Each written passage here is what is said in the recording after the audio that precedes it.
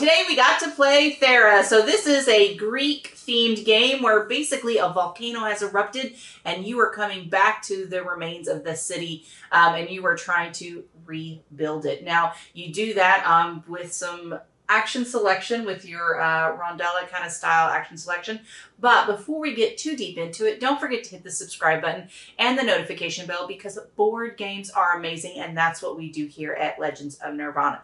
Now, Randy, can you tell us a little bit more about Thera? So Thera is a 2022 release. Now, this is a Kickstarter release, but it's kind of a little strange as far as the retail release, which we'll get to in a second. Board Game Geek rating is 7.3 on this one.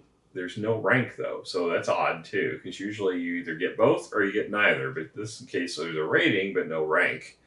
1 to 4 player game, 60 to 120 minutes in length. Age 10 and up, I honestly think it probably needs to be older just because the iconography is very confusing in this. It's pretty, yes. And I don't see Sarah being able to play this unless we talked her through all the iconography. Like, it would be with help. Yeah, it would not be. You are, when we get to the rules, we'll talk about it more, but there's a lot of referencing to the rules for the icons, even with us. The design is by Zach Hoekstra.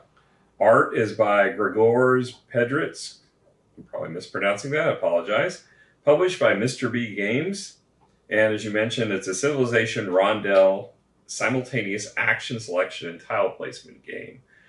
This is listed on Board Game Geek through like the Geek Market, or not the Geek Market, but people selling it on Board Game Geek for $47 new. You can pick up a copy there. This is actually featured as a Board Game Geek Market exclusive, so you can buy it only at Mr. B Games and at the Geek Market on Board Game Geek. And on Board Game Geek, it's listed at $59.99. And Mr. B Games, its MSRP is $79.99, but it's on sale for $59.99. So whichever place you choose is $59.99. Yeah. So the $47 new is not such a bad price. This is listed as a pre-order on Miniature Market if you want to gamble on it, but the pre-order says to be released October to December 2022. So I don't know if that exclusive deal came up after the pre-order was listed, but it's still not in stock at Miniature Market, so I think it's probably an exclusive. Now, what are some other games that Mr. B has done? Azul, they've done a lot of, yes, that's the big one. They've done several different games in the puzzle genre, and then we got to demo Spring and Autumn, which was one of the releases while we were at Origins. And that's when we got to meet Mr. B and got to bring home a copy of Thera, which, was an advanced copy to do a review of. And then, they had several different titles, but Azul's the one everyone's going to know. Yeah, Azul's that's one of our family favorites. Yeah. So specifically with my mom. All right, so now let's go on to the actual components of it. So you have these really cool ash that are blocking your transportation pathways. They look more like rubble or coal than ash. I wouldn't want these falling and hitting me on the head. Yeah, it would hurt. Now, but we ended up getting these aren't. Those are not. No, those are our upgrades from the Stonemaier series. Or the new ones that have come out. The ones you come with is the wooden blocks. And then there's also cardboard coins, which we replaced with our standard play tokens. So there seems to be a lot of cardboard chits, a lot of cardboard tiles. And it's not the best cardboard. It's okay, but it's not got a linen finish. This is probably the nicest piece. Nicest piece. Is the action selection marker. Yeah, it looks like a Grecian in the way they painted it, so it's kind of cool.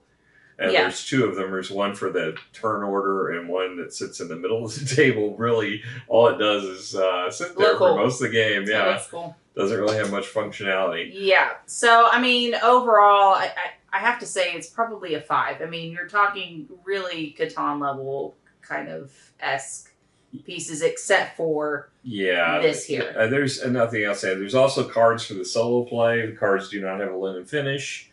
There are a lot of tiles. There's additional tiles that are not in play, so I do like that, but quality-wise they're the same. It's kind of a glossy cardboard, and the boards are not up to standard. What you would see, they're not bad. They curl a little bit, but they have no linen finish really, and they're thin cardboard compared to what you get with most player boards. Mm-hmm. So yeah, I think 5's fair for this. Now, the theme, however, it does feel very Greek to me, because specifically with, you have basically a volcano spot on the board, and you've got this ash everywhere that you've got to clean up. Well, you don't have to, but it makes things much easier. Yes, as far as moving stuff around, because you can't move when the area is not cleaned up, which makes a lot of sense. But you could force it, right? And you can do that very slowly if you wanted to move things very, very super slow. So there is that piece of it. So thematically, I think it makes sense. I think it makes a lot of sense. I also like the art. I mean, it's very typical what you would see in a Greek or Roman game, because there's a huge crossover between the Greek and the Roman architecture styles. But yeah, it's still pretty art, and I like the blueprint turning into the buildings on the tiles. I thought that was pretty nice, and the board has actually got a lot of nice art on it. But as far as this theme, I didn't feel like it was strongly thematic. It's I think it made a lot of sense. Yeah, it does. The city building aspect makes a lot of sense, particularly with the Greek and Roman theme. And the action selection, though, it could have been anything. It's kind of layered on, but I mean, I think it's okay. I mean, you're planning, like you having a planner. I don't know. For me, it made sense. Yeah. Now I do like that the numbers and such looks like what you see on the, if you were watching the Hercules Disney movie. That's exactly what this reminded me of. Yeah, it definitely has that style of numbering. I feel like Hercules just saved the day, and I've got to go and fix everything that got broke in the process. That's what it feels like, and I'm okay with it. Yeah. So, let's give it a score then. What are you going to give it? I'll probably give it a 6.5. I think it's I don't feel like it's intrinsic to the gameplay, but the gameplay does make sense with it, and and the art is pretty. I'm going to go a tad higher, because for me it made a lot of sense. I specifically love the whole volcano exploding and having to clean up the ash. Like that for me resonated very Greek to me. I'm going to give it a 7. So not much more than you, but because for me, I felt it a little bit more. All right. So moving on to the rule book. So there's 2 rule books. The first one is oddly numbered 23 pages. I assume they're taking the cover off and not counting it.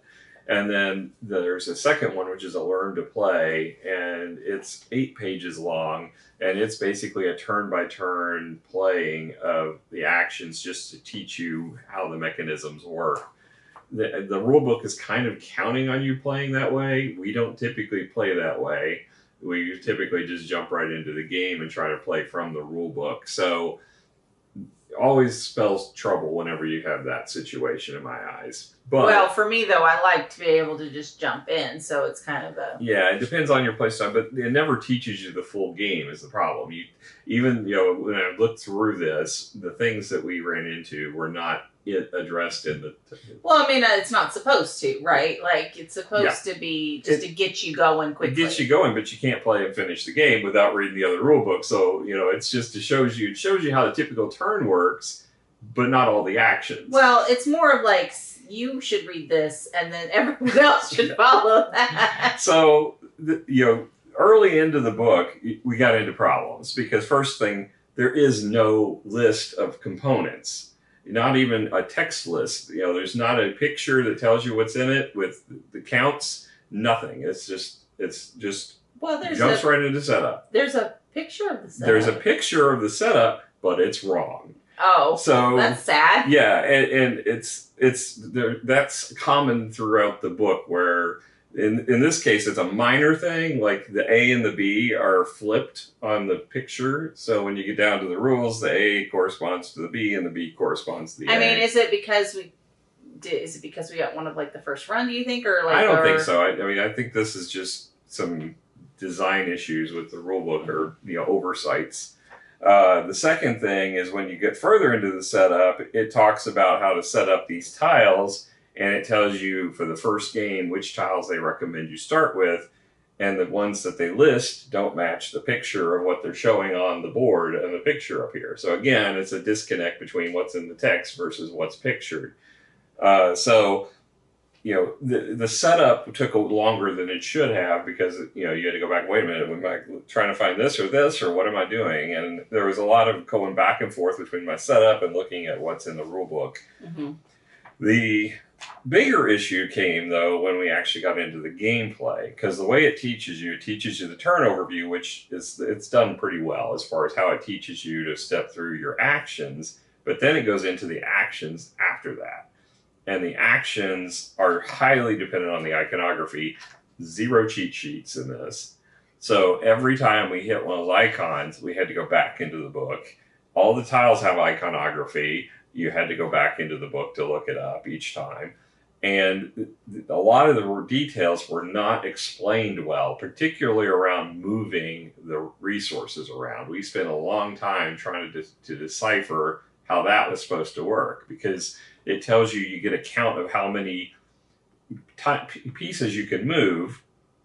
And then there's ash on the spaces, and it says you can move any number of spaces if there's not ash. But if there is ash, you can only move it one space. At the location, at the starting location. At the starting location. So then it's like, okay, if I move that one space, can I then take that same resource and move it again and move anywhere on the board that's free of ash, because now it's not under the ash? No explanation for that. There's no example. It just went straight into moving on. Yeah, I mean, and the way we treated it was that if it was on a non-ash location, it can go anywhere with no ash, and then as soon as it hit the ash, it basically had to stop. And that's the way we treated it, because that's the only thing that made sense to us. Because otherwise, you're moving one space per space anyway. So what's the rationale? Yeah. So we think we got it right. But it took us a long time deciphering through that, trying to argue how that would work. Yeah, we did some argument, because originally we were just moving one by one, and then we were like, well, what's the point in this? Like, we can't get our resources where we need to get to. It was pretty traumatic for me. I was having too many things. I'm like, I need them to get somewhere else. And due to the way the rules were set up, in the first play, we were trying to figure out, like, when you build, you actually have to have the resources on the space that you're building. Yeah, we didn't get that first. But it wasn't because we read the actions first and read the build, but it's a small detail and fine point in that build section. It's there, don't get me wrong, it's there, but it's easily overlooked. So yes, you had, but then what's the point if having movement of resources if you didn't have to put them where you were building? And then again, if you used, some of the buildings gave you the ability to use those resources to cash in for victory points, no definition as to whether they had to actually be on that space or not. Again, that was the one thing that I felt like could go either way, and there wasn't a clear definition. Right. Yeah. Because that is one issue I had. Because like the other, I think we got the movement right. I think we got the build right in the end. But I do not know when you could sell, because all the other times you had to sell stuff, it had to be on the port. But this was, triggering a building. So did it have to be at the that was unclear, and I still don't know if we played that right. And that's another thing with the port is basically the exchange location where you can sell or buy resources. And it's clear whenever you sell or buy them that they would go to the port.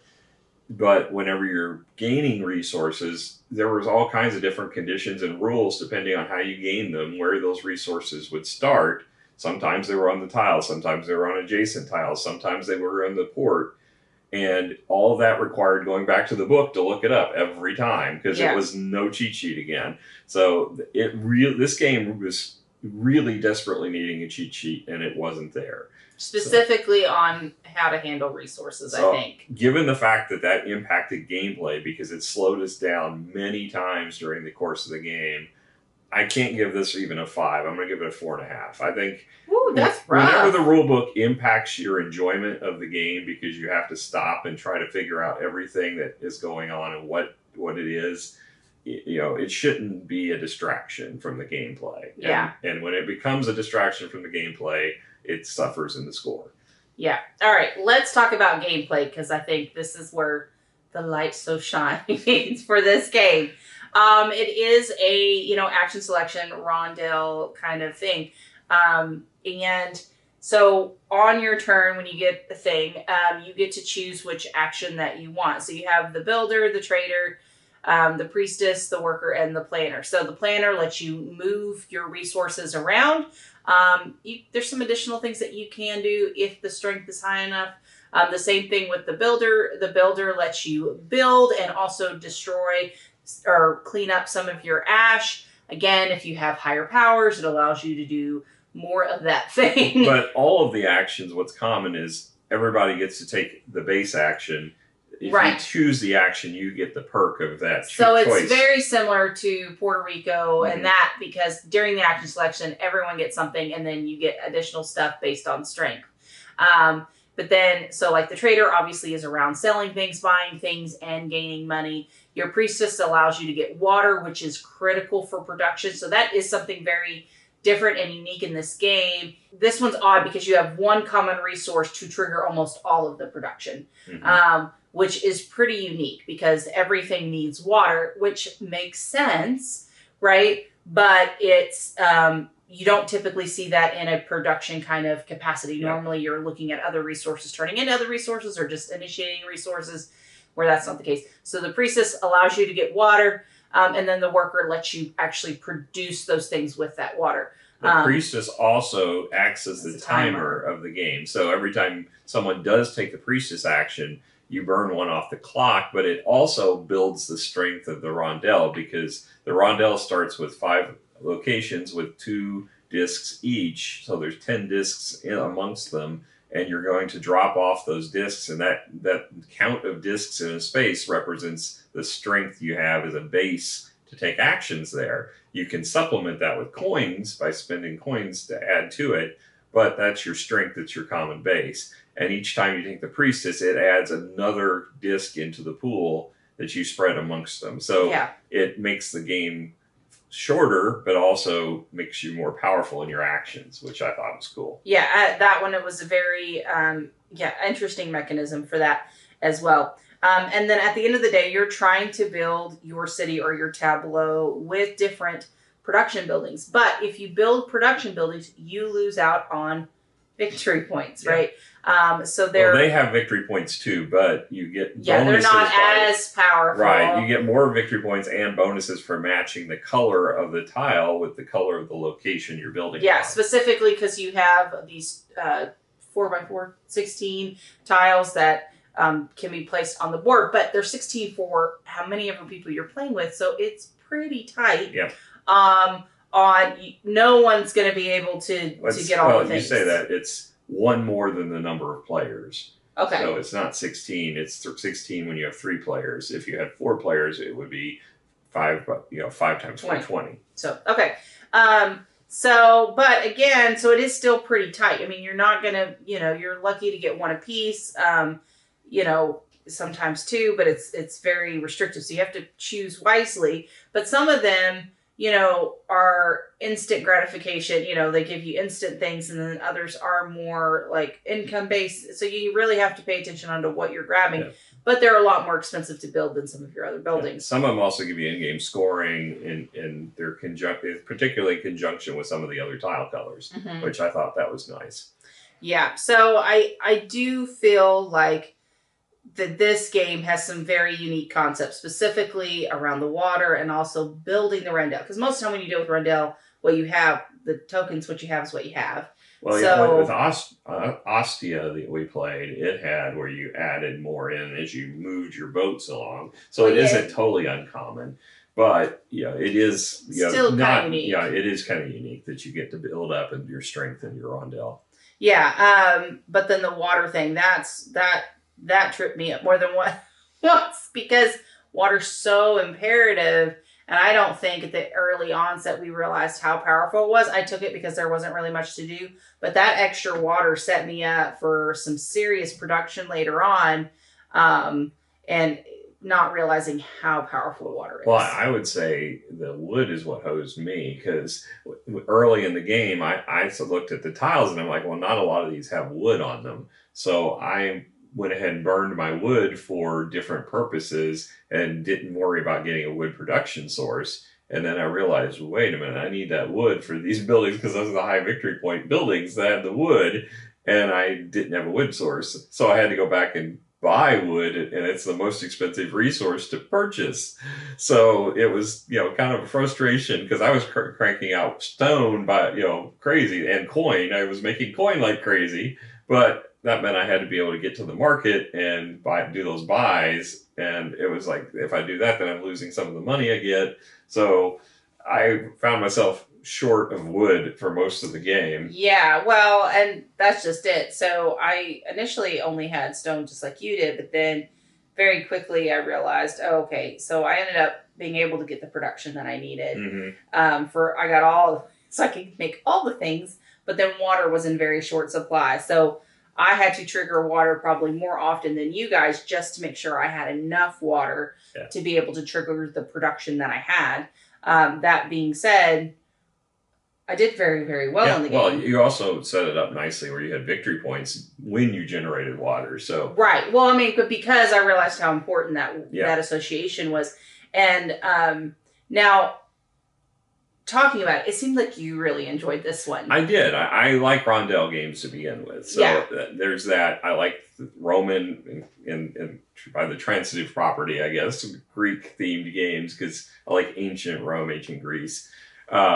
So it appealed to me when I saw it to begin with. But the rondel system was the way it was integrated the gameplay. I thought was really clever. And you thought the actions were, action choices made a lot of sense with what you're trying to do. So I was enjoying all of that. My biggest frustration was the stoppage to go back to the rulebook. That was really the thing that detracted for me. You've already penalized it. I am, but given the fact that it does impact gameplay, I can't discount that because it's not like it's going to get better. But you could play it again. I would have to basically try to see if they have an online cheat sheet that we could download. That's what I think we need to do because it really needs one to take that element of interrupting the game to try to find everything every time anyone takes an action, particularly if we're playing with people who ask questions a lot. Well, dude, I had to ask questions a lot. I'm saying we all did. We all had to look it up because the rulebook was that absent of. Well, and then we had to be like, okay, do you have to do it in the order that it shows? Like you knew you had to do the top part, but then could you go down and like go back and forth? And there were some questions there on like the order of things, but we just said, okay, well, you just have to go straight down, just because it makes sense. Yeah, given that, I'm probably going to give it a 7.5. I probably would have gone into the 8s if it were not for the fact that the rulebook interrupts the game so much. Okay. So for me, the thing is I think there's definitely some unique mechanics in that it feels like a very unique game. The problem that I had, and it may be due to the interruptions, is that I found it a little boring on an aspect, and it may be because of all the wait time that we had to do looking up the rules. Yeah, and it very well could have been a large portion of it, and I'm just not. Well, given the fact that this is supposed to be a simultaneous action game, there shouldn't be that wait time. That's what's frustrating about it. Most of the actions, apart from building, you could do simultaneously. Well, I mean, there's another piece of it too, though, that I do. Maybe I wish there was more to it. And I think, because normally this is where you say, I wish there was more to it. But for me, I don't know. There may have been not enough builds I think the buildings were boring. I didn't understand the buildings. Like, I understood them, like, the iconography, but it didn't draw you in. It didn't make any sense. Like, some of these have some really beautiful art in the back when you flip them over. I just wish, they don't even have names. Don't even know what I'm building. And I think when you skip out on some of maybe the thematics, you lose some of that excitement. Like, oh, I'm building, this should have been a sacrificial altar because I'm turning sheep into victory points. But again, that's in the rulebook. I mean, the names of the tiles are in the rulebook. But they're not on the tile. How am I supposed supposed to know. Well, actually, I take that back. They don't have names. They just say temples or agora. It's the category. It's not the actual. Exactly. I should know what I'm building. Yes, I can see that. I think that's a valid point. I mean, I think that's my thing is I think they skipped a little bit on the theme a little bit in weird places where if you're a person, it loses some of the fun factor because I'm just building a building. I don't have a name for it. I don't know what it's doing. Because if you would have said this is a sacrificial altar, how many jokes would we have made about me building a sacrificial altar to sacrifice sheep, right? Like, I mean, they could have had so much fun and play with this, but they didn't do it. And so for me, what'd you give it? 7.5. I'll probably give it a 7, and I'm being generous because I think a lot of the, maybe some of the wait time killed it. And I think if you play this more and more, that wait time's going to go away, and then that will help. And if we can find some online cheat sheets, I think that will help a lot. I think that will be key. There's just too many things that have to keep looking up in this game, and that's the big frustration. Because I think the gameplay itself is solid. And if you took that out, and I like the fact there's a lot more tiles. We just played with a random sample of 4 for each category, but there's more that you can shuffle in. So you're going to see a different variation of strategies from the different combos of tiles. That I think and even with these buildings, there's different ones. So I think there's a lot of variability to make this a game that can keep lasting if it weren't for all that interruption. Yeah. So, well, guys, thank you so much for joining us. We had an absolute blast, and hopefully you'll come hang out with us again. We'll catch you guys later. Bye. Bye.